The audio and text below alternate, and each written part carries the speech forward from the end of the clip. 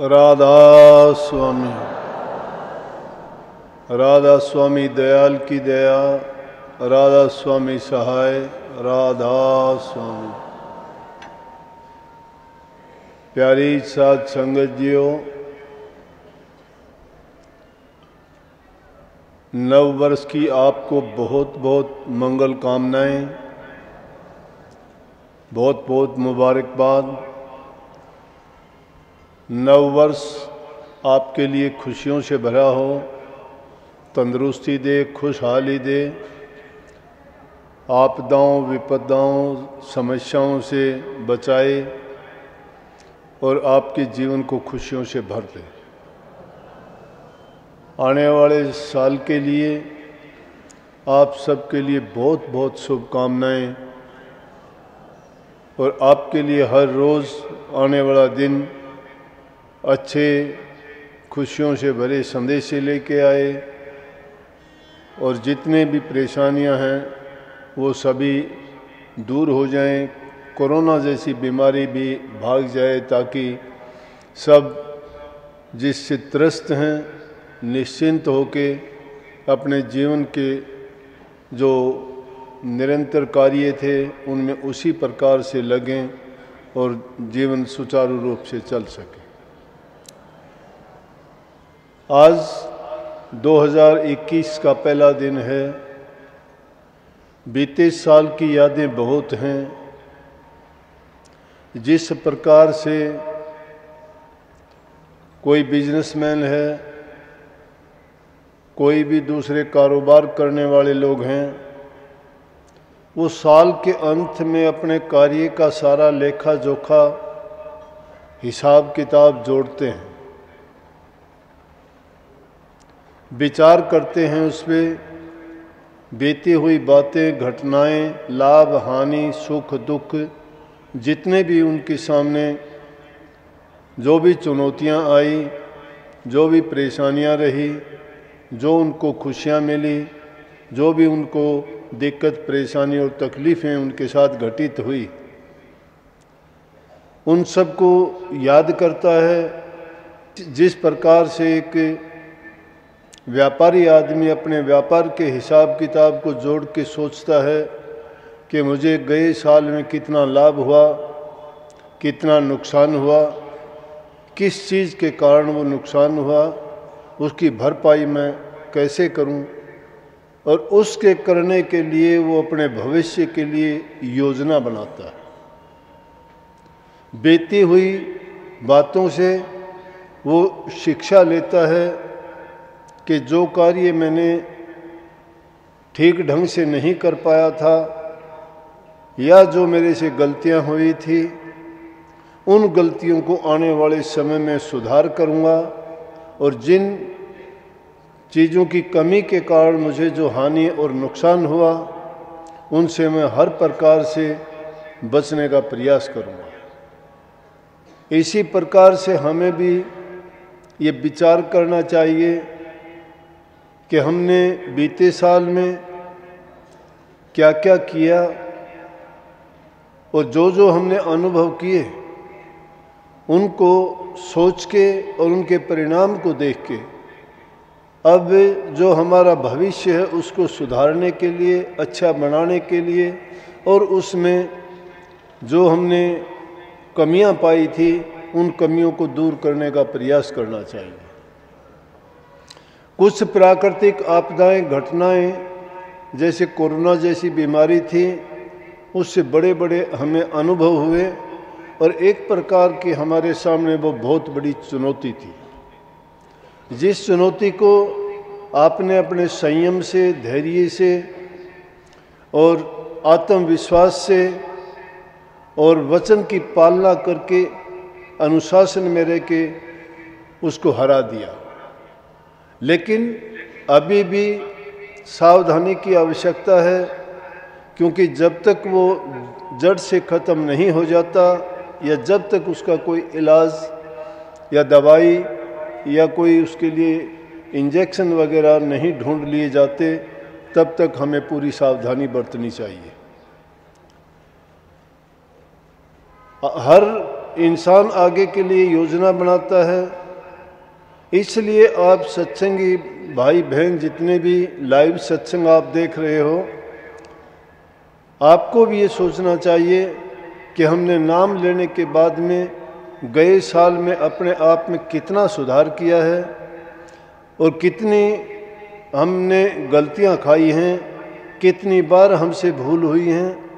आगे वो भूलों को दूर करके उनको आगे नहीं रखें, उनमें माथापची करने से नहीं बल्कि उनसे सबक लेके आगे वो चीज़ ना करने के हमें मन में प्रण करना चाहिए कि जो गलतियां हुई थी आगे उन गलतियों को अब नहीं दोहराएंगे और जो कमी रही थी उनको हम पूर्ण करेंगे। जिस प्रकार से नाम की दीक्षा लेके कई लोगों ने नाम को भुला ही दिया, नाम मात्र के ही वो सत्संगी बने कि नाम की दीक्षा जरूर ले ली, सत्संग में जरूर आते हैं, लेकिन वो कोई भी सुधार नहीं कर पाए। जिस जगह से आए थे वैसे के वैसे हैं।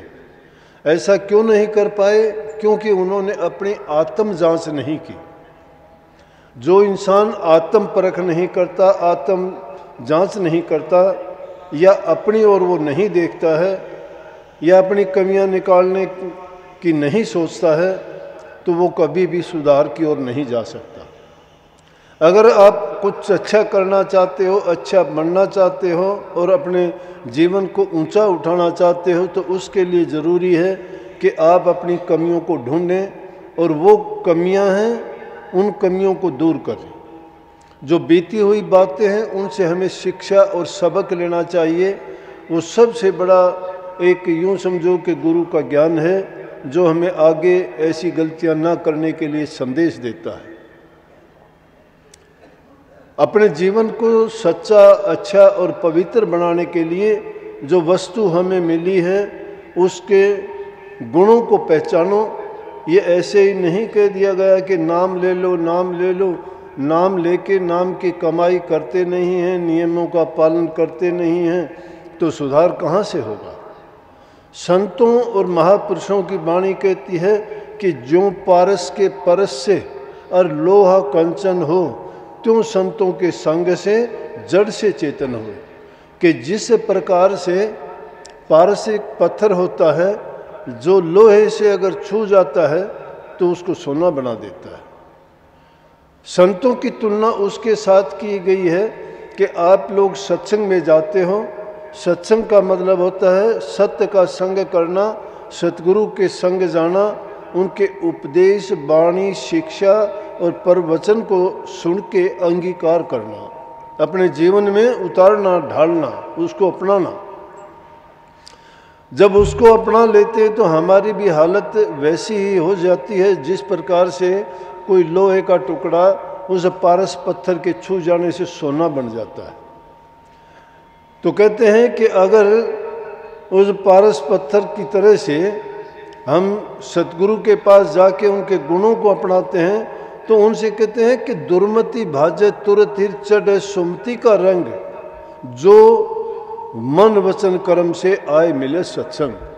सत्संग में जो इंसान मन वचन और कर्म को पवित्र करके आके मिल जाता है, उसकी दुर्मति तो तुरंत भाग जाती है और सुमति आ जाती है। अब दुर्मति दुर्गुणों को ही कहते हैं, बुरी आदतों को कहते हैं। जो दुर्मति है ये हमारे विचार अगर अच्छे नहीं हैं, अब विचारों में तो जितना भी तुम सोचोगे एक दिन में तो हमें सारी शिक्षा मिल नहीं जाती। सत्संग जो सत्संग सुनते हैं, बार बार सत्संग में आते हैं, बार बार हमें वो बातें सुनने को मिलती हैं, तो हम में कभी न कभी ये भावना भी पैदा होती है। कब होती है? जब हमें वो ठोकर लगती है और जब वो बात याद आती है कि हाँ ये बात तो मैंने सुनी तो थी लेकिन मैंने वो अपनाई नहीं। इसलिए उस दुर्मति को भजाने के लिए संतों का उपदेश उनके लिए उसको सुधार का काम करता है और उस आत्म जांच की ओर लेके जाता है। जब दुर्मति भाग जाती है तो सुमति का रंग चढ़ जाता है। लेकिन वो सुमति का रंग कब चढ़ता है? जब कोई इंसान मन, वचन और कर्म से तीनों तरह से बताया है, क्योंकि इंसान शरीर से कर्म करता है, मन से भी कर्म करता है और जबान से भी करता है। शरीर से कर्म करने के लिए संतों ने सीधा रास्ता बताया कि तन से सेवा करो, क्योंकि तन की पवित्रता सेवा करने से होती है। तन पवित्र सेवा किए, धन पवित्र किए दान, मन पवित्र हरि सिमरन से त्रिविध हो कल्याण। इस जीव के कल्याण की बातें हमारे शास्त्रों में भी यही लेख है कि तन से अगर तुम सेवा करोगे तो उसकी तन की शुद्धता ही है। नहीं चाहे शरीर कंचन का हो, कितना सुंदर शरीर हो, कितना ही वो अच्छा हो, लेकिन कितना ही उसमें ताकत बल क्यों ना हो, जो शरीर किसी के काम नहीं आया तो वो किस काम का है? वो सुंदरता किस काम की है? वो बल किस काम का है? अगर तन आपको मालिक ने अच्छा दिया है, ये तो बात है कि हमारे नेक कर्मों के कारण हमें अच्छा शरीर मिला है। अच्छा तन पाने के बाद तुम अच्छे नेक काम करोगे तो भी आगे के लिए आप अपना रास्ता सुधार लेते हो, खोज लेते हो, आगे भी अच्छा होगा, क्योंकि उससे परिणाम अच्छा ही मिलने वाला है। और मन की पवित्रता शुद्धता किस चीज़ से है? मन की शुद्धता तो होगी भी हरि के नाम से, प्रभु के नाम के जाप से और सुमरण से। संतों ने जो उपदेश दिया है उस उपदेश को हम जो जो याद करते हैं, उसका सुमरण करते हैं, सुमरण करते करते हमारे हृदय में पवित्रता आती जाती है, क्योंकि मलिन वासनाएं दिल से निकलती हैं तो ही उनमें अच्छी वासनाएं जगह लेंगी, नहीं तो बुरी वासनाएं ने जब तक उसको घेरे रखा है अच्छी जगह उसमें नहीं कोई जगह पा सकती। इसलिए मन की शुद्धता हरि के नाम के सुमरण से होती है। और अगर आपके पास धन है तो धन की पवित्रता बताई गई है कि उससे दान करो, किसी भूखे गरीब की सहायता और मदद करो। ज़रूरतमंद को अगर तुम अपने पास से कुछ देते हो तो उसके मन से निकली हुई दुआ वो हमारे लिए फलीभूत होती है, क्योंकि वो हमारे लिए दुआ मांगता है। बदले में कहता है कि मालिक आपको खुशी दे, आपका जीवन अच्छा बने, आपको लंबी उम्र दे, तंदुरुस्ती दे। क्यों किसी को भी कोई अगर दुआ की जाती है वो दुआ उसके लिए फलती और फूलती है। इसीलिए हम बुज़ुर्गों से, महापुरुषों से, माँ बाप से हमेशा आशीर्वाद लेते हैं, झुक के आशीर्वाद इसलिए मांगते हैं ताकि वो मन से प्रेम से जब हमें दिल से वो हमें दुआ देते हैं वो दुआ हमारे लिए वरदान सिद्ध होती है। इसलिए हमें इन तीन चीज़ों से अगर उसके साथ ही ये कहिए मन वचन और कर्म से, मन वचन और कर्म से, वचन से किसी को बुरा मत कहो। इसमें बड़ा दोष है अगर किसी को कटु शब्द बोलते हैं, वो इंसान को ऐसा बना देता है कि अग्नि भी नहीं करती, वो वचन इतनी तड़फ देता है, इतना दुख देता है। स्वामी जी महाराज ने में लिखी है कि कटु वचन मत बोल तेरे भले की कहूँ, कि तू कटु वचन मत बोल किसी को भी, क्योंकि इस वचन का घाव किसी भी हथियार से भी ज़्यादा गहरा घाव होता है जो कभी भरता और मिटता नहीं है। और ये तो ऐसा एक वचन जो जबान से निकालते हो, मीठा वचन बोलते हो तो वो अगले को भी खुशी देता है, तुम्हारे लिए भी खुशी देता है। इसलिए कटु वचन बोलने में क्या फ़ायदा? मीठा वचन जो बोलते हो वो तो शीतलता प्रदान करता है, और तुम्हें भी उसके बदले में जब कोई भी खुश होता है तुम्हारी बात से, तुम्हारे वचन से, तो बदले में वो आपको खुशी भरी चीज़ें ही देगा, उसके वचन भी खुशी से भरे हुए होंगे। तो कही है बल्कि कि मीठे वचन से चारों ओर सुख उपजता है, और कटु वचन हमेशा आग लगा देता है, दुश्मनी पैदा कर देता है, और वो इस प्रकार से जैसे जाड़ के राख बढ़ा देता है, छार बना देता है, कटु वचन ऐसा होता है। तो किसी को वचन से बुरा मत बोलो, जितना तुम दे सकते हो उसको अच्छा बोलोगे तो क्या पता किस घड़ी में इंसान की ज़बान से निकला हुआ वचन, कई बार क्या होता है कि जो वचन बोलते हैं वो यूं का त्यों सिद्ध हो जाता है, तो बात खड़ी रह जाती है और कभी मिटती नहीं है। परंतु इन चीज़ों की शुद्धता के लिए गुरु ग्रंथ साहब में भी लिखा गया है, वो कहते हैं कि भाई अगर तुम्हारे शरीर को गंदगी लग गई है तो उसकी सफाई तो तुम पानी से धो के कर लोगे, साबुन से धो के कर लोगे। अगर वस्त्र पे कोई तुम्हारे दाग धब्बा लगा है उसको भी तुम साबुन लगा के पानी से साफ कर लोगे। लेकिन जो मन के अंदर मलिन वासनाएं हैं या मन के अंदर जो बुरे विचार हैं या मन पर जो बुरे पर्दे चढ़ गए हैं वो पानी साबुन लगाने की जगह नहीं है, उसको कैसे साफ करोगे? उसको साफ करने के लिए कहा है कि वो हरि के सिमरण से और नाम के जाप से ही उसकी शुद्धि हो सकती है।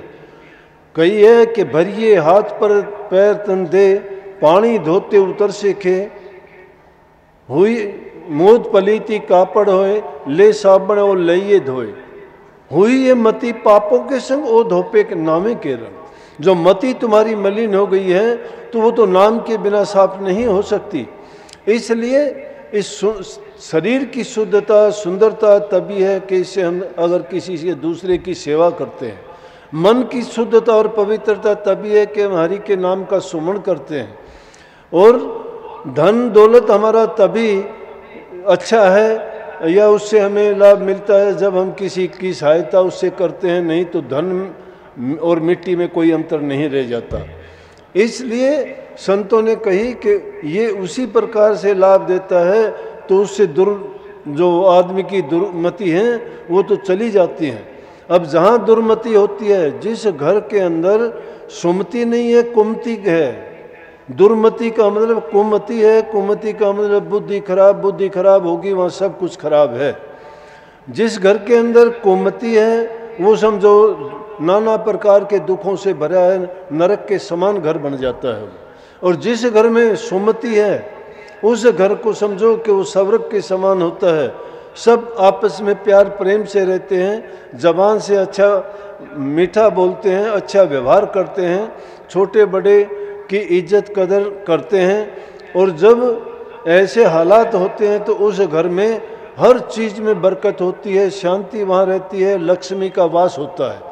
परंतु दूसरी तरफ अगर हम आपस में लड़ाई झगड़ा करते हैं वहाँ उसमें नुकसान ही नुकसान होता है। बुरी आदतें, कोई शराब पीता है, कोई एक दूसरे का कहा नहीं मानता है, जहाँ छोटे बड़े की कोई कदर इज्जत नहीं की जाती है, उनके वचन की पालना नहीं की जाती है।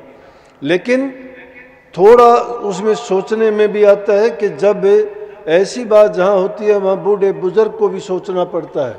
वो भी अपने व्यवहार को अगर अच्छा नहीं बढ़ाते हैं, उनके प्रति अच्छा रवैया, उनके प्रति प्यार, उनके प्रति सहानुभूति अगर वो नहीं दिखाते हैं तो वो उस सम्मान के काबिल नहीं रहते। इसलिए उनको चाहिए कि वो भी अपने अच्छे व्यवहार को पहचानें और उनके साथ अच्छा बर्ताव करें। जब ऐसे हालात पैदा होंगे और जब आपस में प्यार प्रेम होगा, मन में जिसकी शांति होगी, तब गुरु का वचन काम करता है, नहीं तो गुरु का वचन काम नहीं करेगा। पारस पत्थर की बात कह दी, अरे पारस पत्थर के पास जाने से लोहा सोना हो जाता है। चंदन के पेड़ के पास रहने वाले दूसरे पेड़ों में भी चंदन की खुशबू हो जाती है। गंधी के पास जाने से, फूल को छूने मात्र से ही तुम्हारे हाथों में खुशबू आ जाती है। इसी प्रकार से अच्छे इंसानों के पास बैठने से, महापुरुषों के संग करने और सत्संग सुनने से हमारा जीवन बदल जाता है। हमारी जो बुरी आदतें हैं, जो हमारे खोटे मंदे कर्म हैं, उनको भूल के हम नेक रास्ते पर चलते हैं और जिसके कारण हमें बुरे कर्म का फल नहीं भोगना पड़ता, बल्कि हमारे अच्छे कर्मों को बढ़ा के हमारे जीवन में खुशी, सुख और शांति आती है, जिसके कारण प्रसन्न चित्त रहते हैं। जो इंसान खुश रहता है, प्रसन्न चित्त रहता है, वो कोई भी काम करेगा उसमें रुचि करके करेगा। और जो इंसान जिसके खान पान अच्छे नहीं, जिनका संग अच्छा नहीं, जिनके विचार अच्छे नहीं, वो इंसान जहाँ कहीं भी जाएगा वहीं समझो कि वो बुराई फैलाएगा। इसलिए इन चीज़ों से पहले बचना ज़रूरी है कि इंसान निंदा, चुगली, इन बुराइयों से बचे। जिस घर में, जिस इंसान के संग में कोई बैठ के ये बातें करता है, वो घर बर्बाद होते हमने देखे हैं। अगर बैठक थी, उन बैठकों को बर्बाद होते देखे, बड़े बड़े खानदान बर्बाद होते देखे।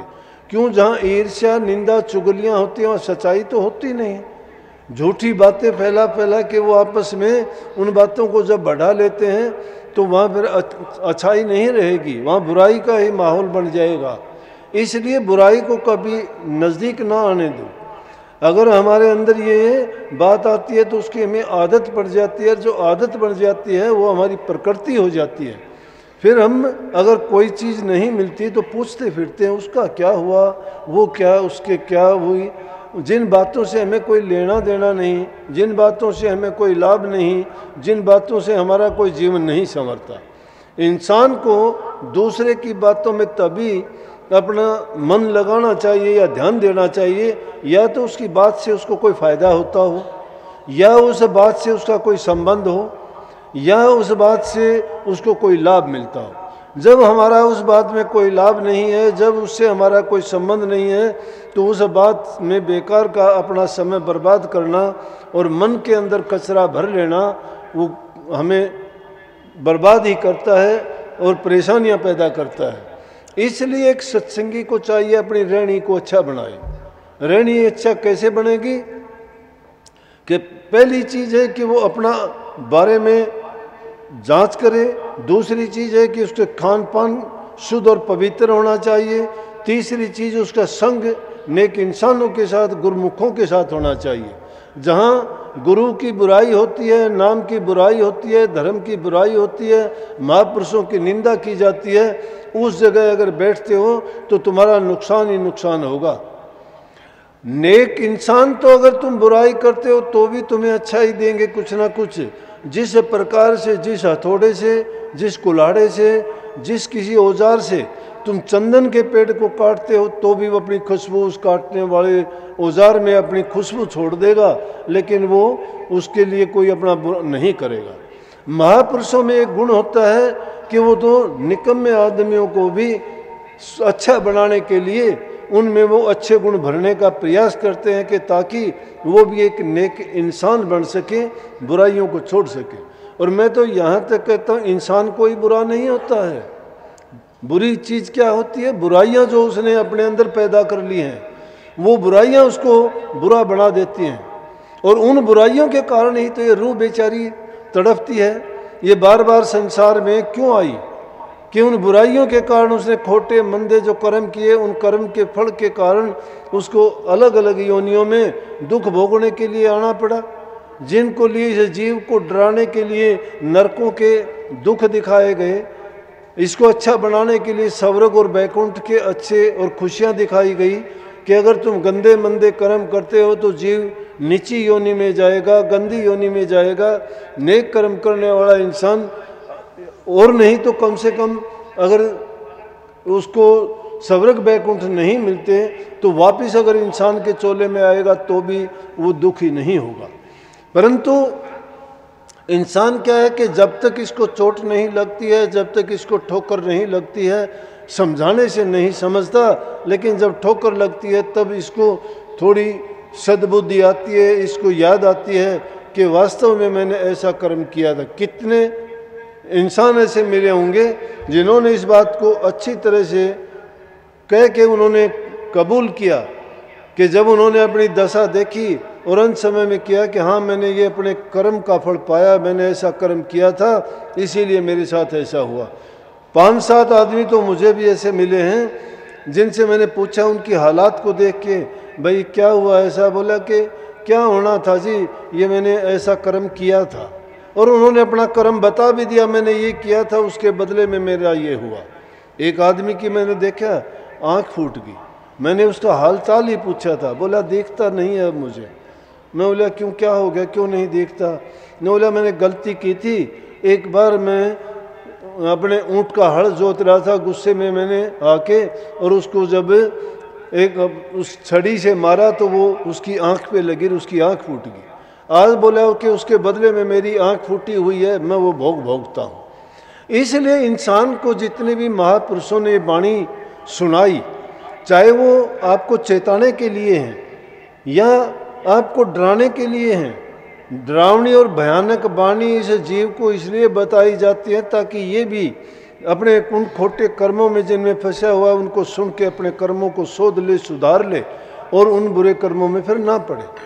इसको यथार्थ वाणी की तो जब समझ में आती है जब उन सारी चीज़ों को छोड़ के और महापुरुषों पर विश्वास ला के उनके वचन को मंत्र मान के उनकी पालना करता है, गुरु के वचन को सच्चा मानता है और उनकी वाणी सत्य होती भी है, झूठ कभी नहीं होती। झूठा हमारा मन होता है, हमारा विश्वास नहीं होता और हमारा विश्वास ना होने के कारण हम जैसा हमारा ख्याल है उसके अनुसार उनकी वाणी को मानते और तोलते हैं, क्योंकि हम अपने दायरे से बाहर नहीं निकलते। हमारा दायरा बहुत सीमित है। हमारा दायरा हमारे स्वार्थ तक, हमारे लालच तक, हमारे हित तक और हमारी भलाई तक ही है। हम दूसरे का हित नहीं सोचते।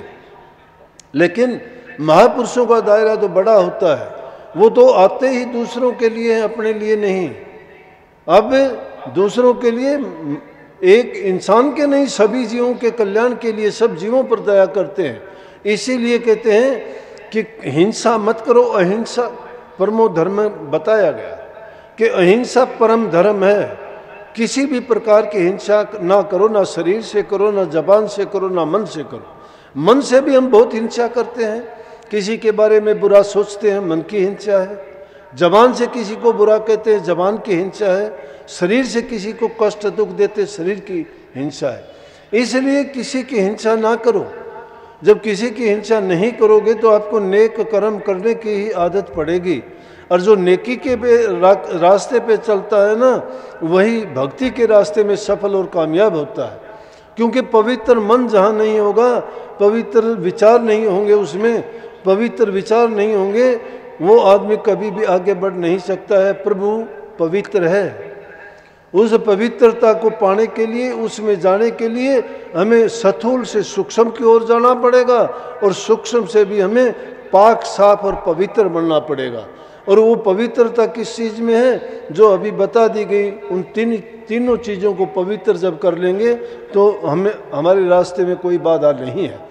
इसलिए महापुरुषों के दर्शन, उनका संग और उनका सत्संग इस जीव का कल्याण कर देता है।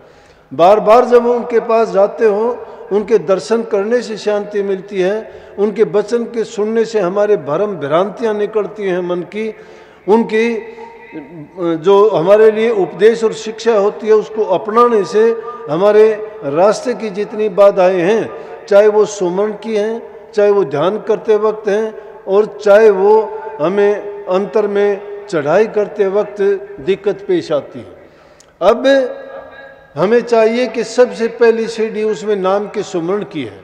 नाम का सुमरण को किसी को दिक्कत देने वाला नहीं, किसी प्रकार का आपको काम छोड़ने की ज़रूरत नहीं, उसके लिए अलग से कोई समय निकालने की ज़रूरत नहीं। अरे जो चीज़ पवित्र करती है, उन चीज़ का गुण देख लो। तुम किसी चीज़ का भी देखो, जिस चीज़ को याद करते हो उसी के गुण आपके मन में उसी टाइम आ जाएंगे। अगर किसी बुरी चीज़ का नाम लेते हो, बुराई आपके मन में आ जाती है। अगर किसी अच्छी चीज़ का ख्याल करते हो तो अच्छी चीज़ के गुण तुम्हारे अंदर आ जाते हैं। अगर भूत प्रेत का तुम कहीं जिक्र करते हो तो तुम्हें वो भूत योनियाँ याद आती हैं, डर लगता है कि भूत कैसे होते होंगे, उनकी कल्पना करने लगते हो। अगर तुम अच्छी चीज़ की करते हो तो उनके अच्छे गुण आप में आते हैं। इसलिए वो नाम तो प्रभु का नाम है, उसमें यही गुण है कि उसमें शुद्धता, पवित्रता और हर प्रकार के खुशियों से और शांति देने वाले चीज़ें हैं। तो उस नाम के सुमरण करने से, नाम ही तो हैं सारे, जितने जबान से बोलते हो नाम ही हैं।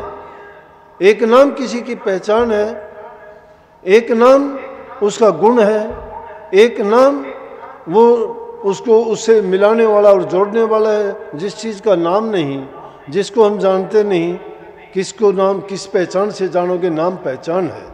इसलिए वो मंत्र भी है, पहचान है प्रभु की।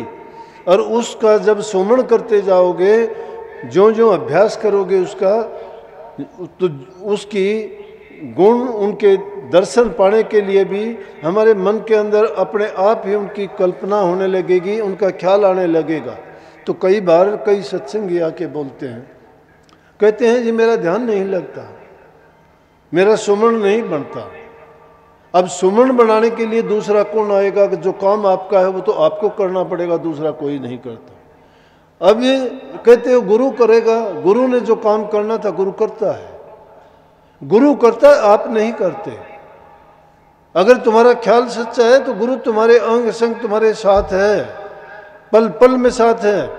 लेकिन हम गुरु को भूल जाते, गुरु नहीं भूलता कभी भी। तुम गुरु को याद रख के देखो, गुरु एक नहीं है। गुरु जिस प्रकार से सूर्य एक देशी भी है, सर्वदेशी है, इसी प्रकार से सतगुरु भी घट घट में वास करने वाला है।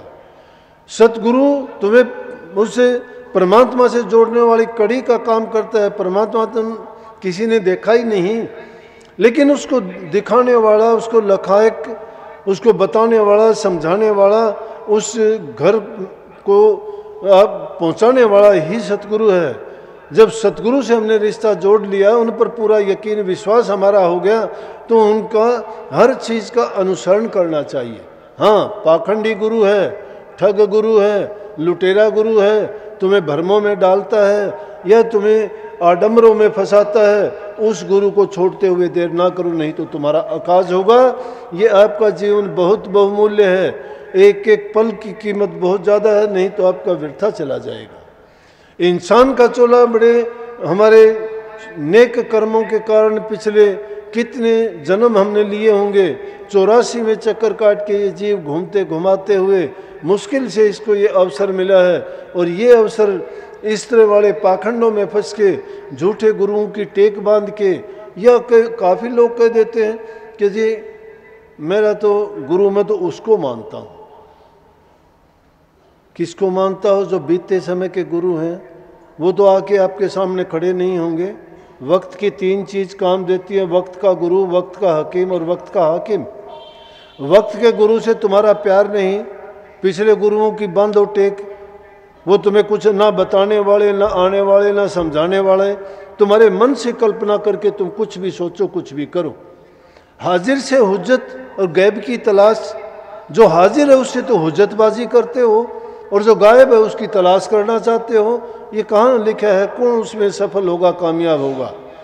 अगर हाजिर की तुम सेवा करते हो, हाजिर की बात मानते हो, तो हाजिर गुरु उस वक्त के अनुसार, जो उस वक्त की ज़रूरत है, उसके हिसाब से आपको शिक्षा उपदेश देगा, और उसको पाके ही तुम्हारा जीवन सफल होगा। पिछलों ने तो शास्त्रों में जो जो मंत्र लिखे गए हैं, जो जो उनमें शिक्षा लिखी गई हैं, उनको कितनियों को तो आप समझोगे। जो लिखी गई थी उसके समझने में और हमारे अर्थ लगाने में तो बड़ा अनर्थ हो जाता है। उनका लिखने का जो मकसद था उससे तो हम बिल्कुल भिन्न अर्थ निकाल लेते हैं, कोई अपने स्वार्थ के लिए, कोई अपने लालच के लिए।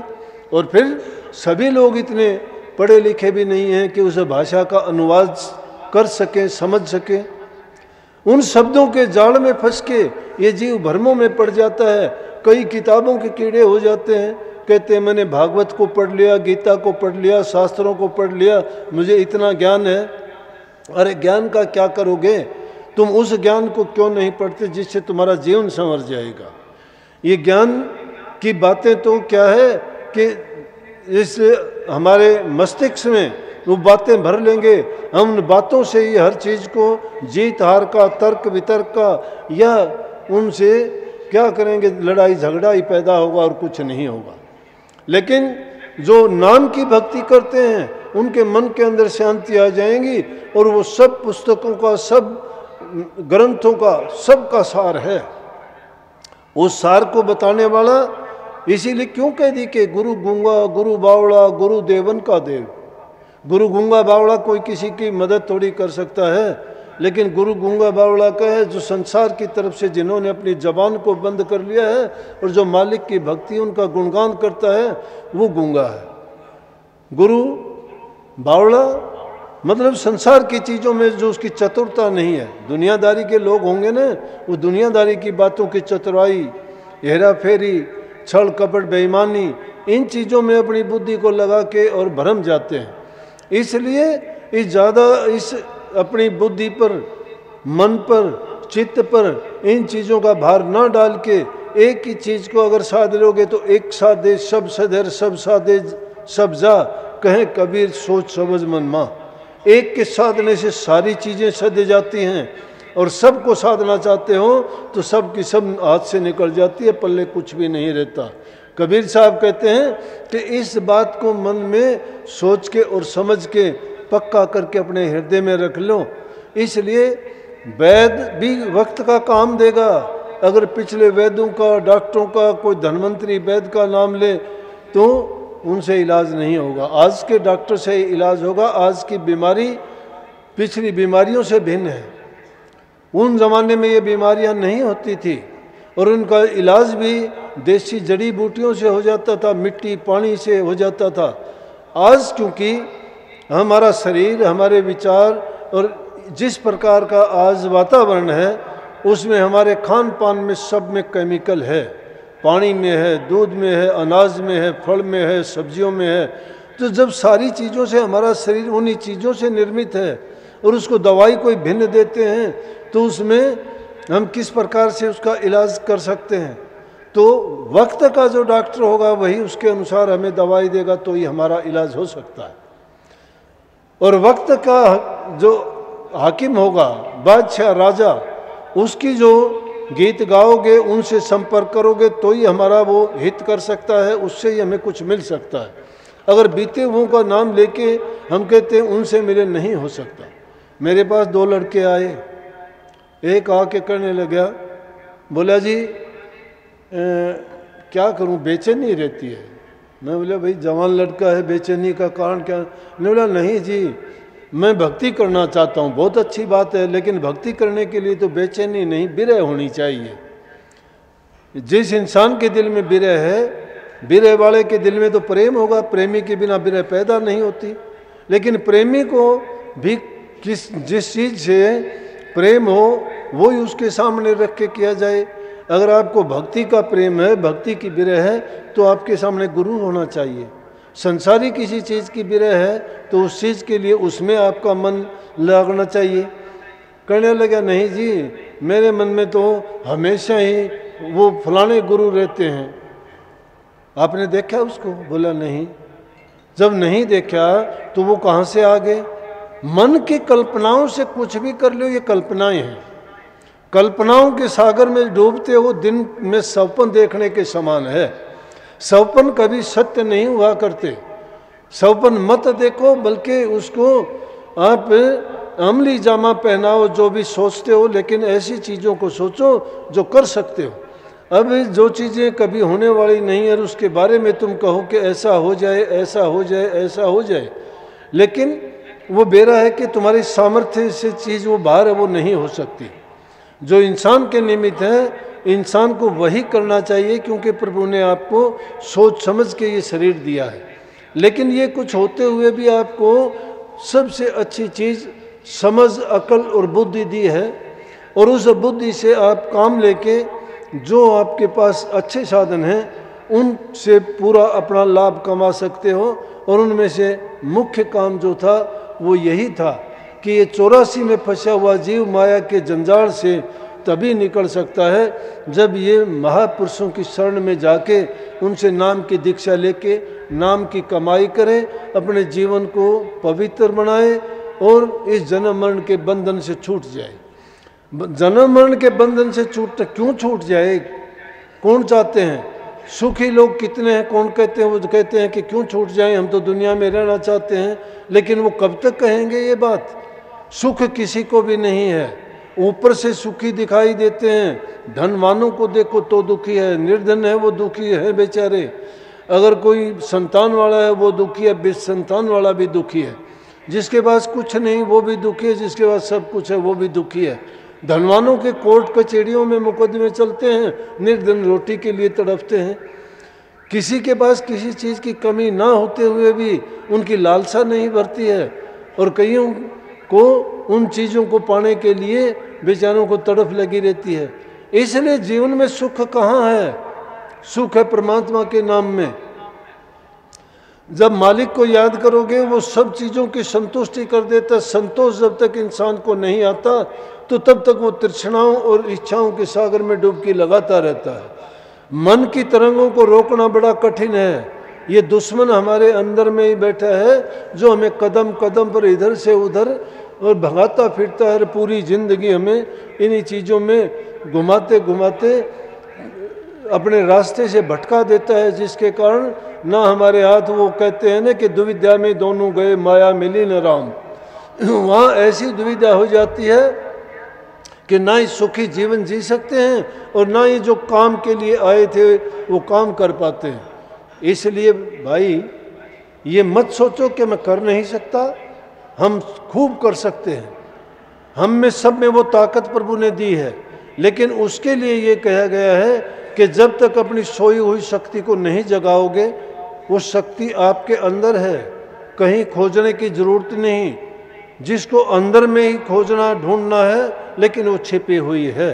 उसके लिए प्रयास हमारा होगा, उसके लिए लगन हमारी होनी चाहिए, उसके लिए परिश्रम हमें करनी पड़ेगी।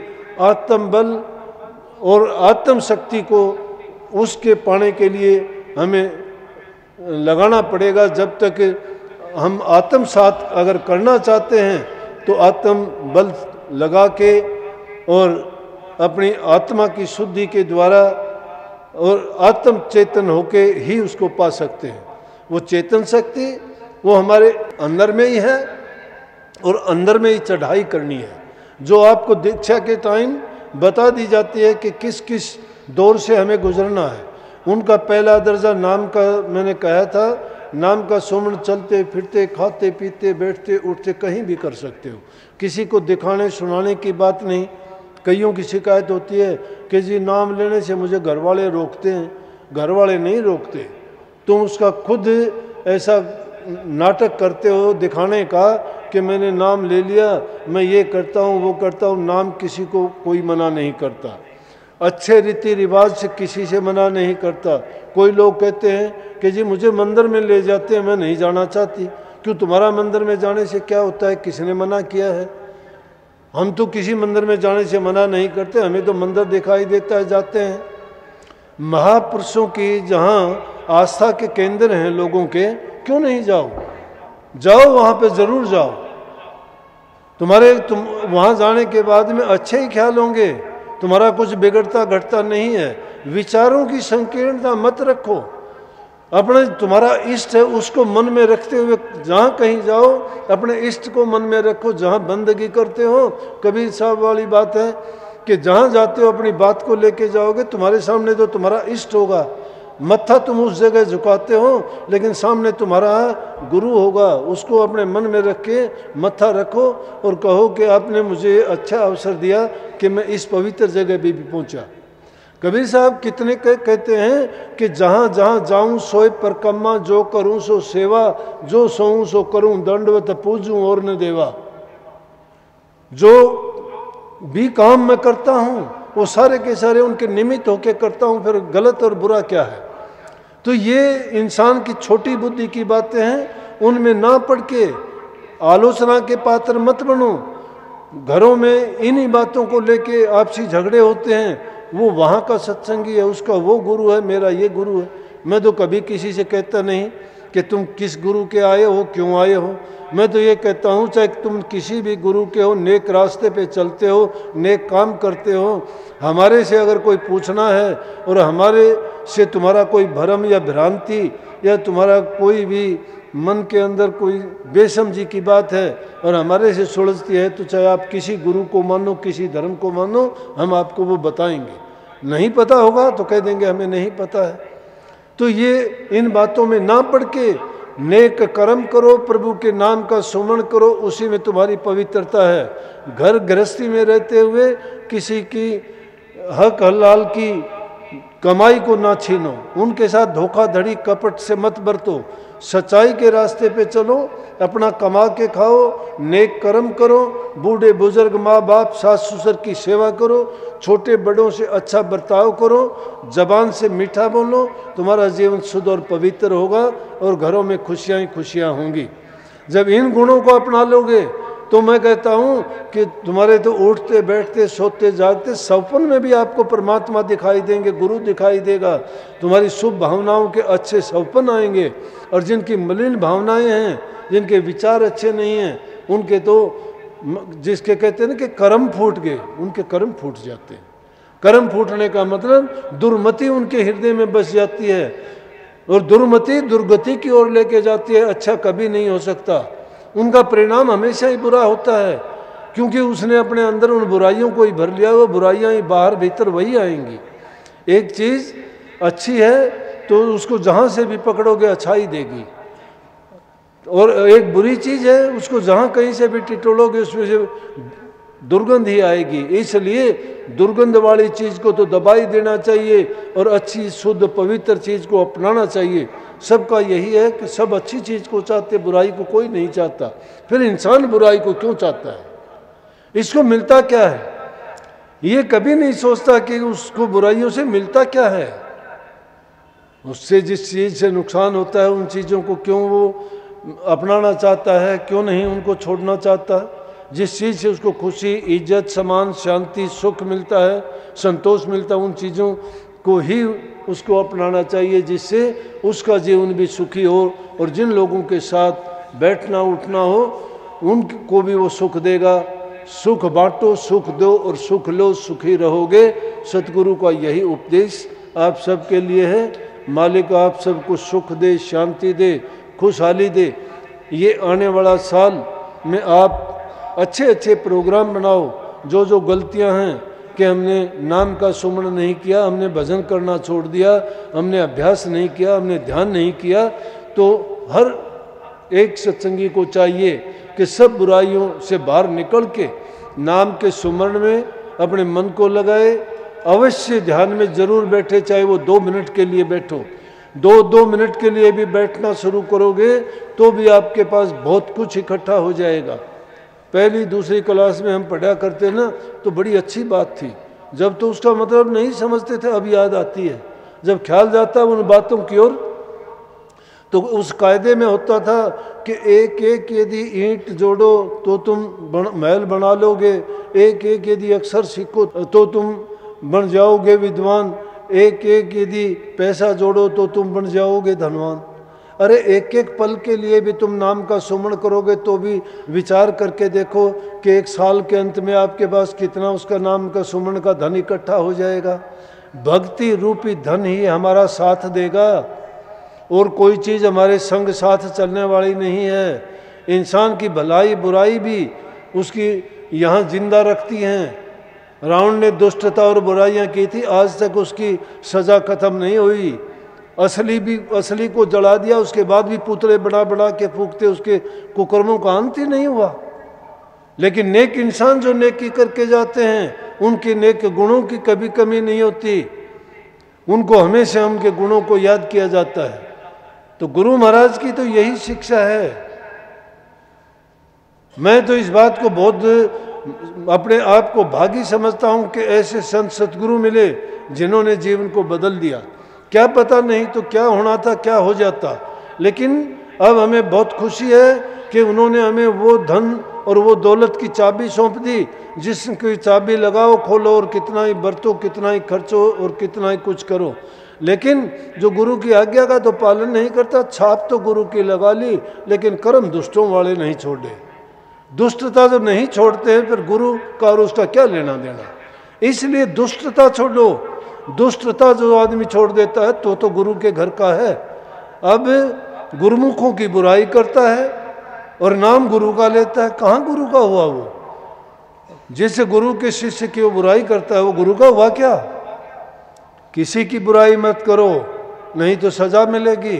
बुराइयों से बचो, अच्छाइयों को अपनाओ, जीवन में खुशबू, शुद्धता, पवित्रता, आनंद और संतोष आएगा। और वही आनंद और संतोष भजन है, वही आदमी को सुख देता है। जो यहाँ सुखी नहीं है वो आगे जाके कहाँ सुखी होगा, कहाँ उसका कल्याण होगा। सब सुख दुख का उसका यही फैसला होता है। पहले तो यहाँ से निजात पाओ, जब आगे की कल्पना करना।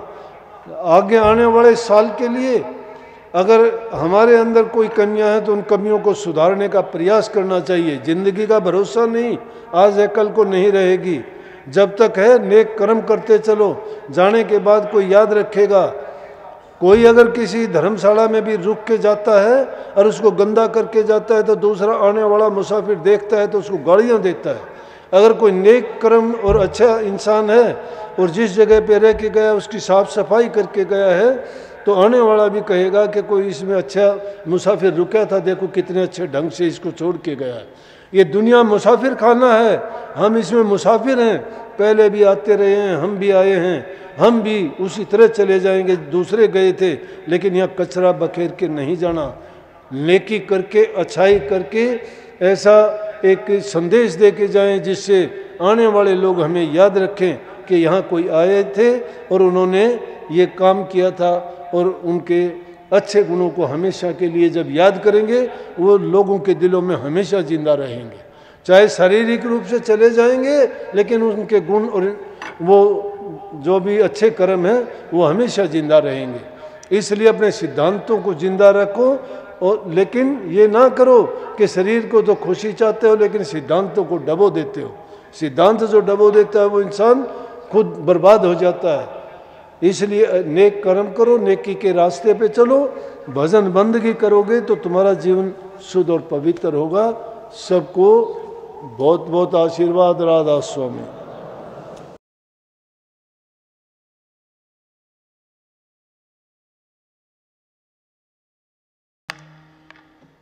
नमो नमो सतगुरु नमो,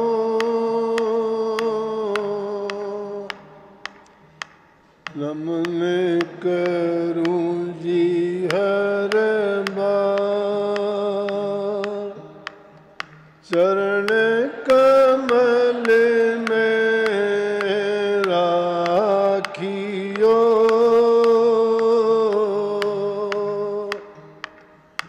मेरे सतगुरु सरजनहार, हाथ जोड़े करूं बीनती, चरण निवाऊं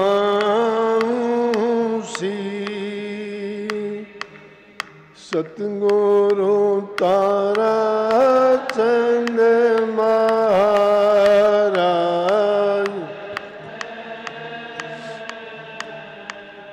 नाम दिया बख्शीश गुरु जी मारे, दया के दाता हो भेद अगम के जी,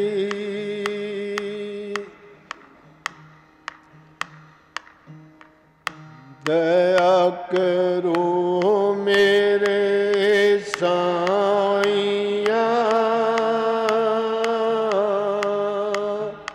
हम भव सागर मां आप ही बह जाएंगे, जो तुम न पकड़ोगे बाँ, गुरु बिन कौन उबारे जी, सतगुरु बिन कौन उबारे जी, भव सागर दरिया था पार उतारे जी, गुरु बिन को उबारे जी, सतगुरु बिन कौन उबारे जी, सत्संग रूपी नाव जिनों की लगी किनारे जी, ये जी सत्संग रूपी नाव जिनों की लगी, बैठो बैठन हार खड़े दिन रेन पुकारे जी, गुरु बिन कौन उभारे जी, सतगुरु बिन कौन, भव सागर दरियाव अथाह पार, गुरु बिन कोई उबारे जी। पांच विषय 10 रूप जिनों का मुँह उखाड़े जी। पांच विषय 10 रूप जिनों का मूल, हृदय अंदर गुप्त नैन गुरु उन्हें उबार जी। गुरु बिन को भारे जी, सतगुरु बिन कौन। भव सागर दरियाव अथाह पार उतारे जी। गुरु बारे जी, सतगुरु बिन लेके सूरत सुलाखाया जर अंजन सारे जी। लेके सूरत सुलाखाया जर अंजन, हुए प्रकाश अखंड रूप गुरु तभी निहारे जी। गुरु बिन कौन उबारे जी, सतगुरु बिन कौन उबारे। गुरु करे वारिस अपार ज्ञान वली डोर सारे जी। गुरु करे वारिस पार ज्ञान वली डोर सा। यूं कहते संत कबीर विजय बजे नगारे जी। गुरु बिन भारे जी, सतगुरु बिन कोई उबारे। भव सागर दरियाव अथाह पार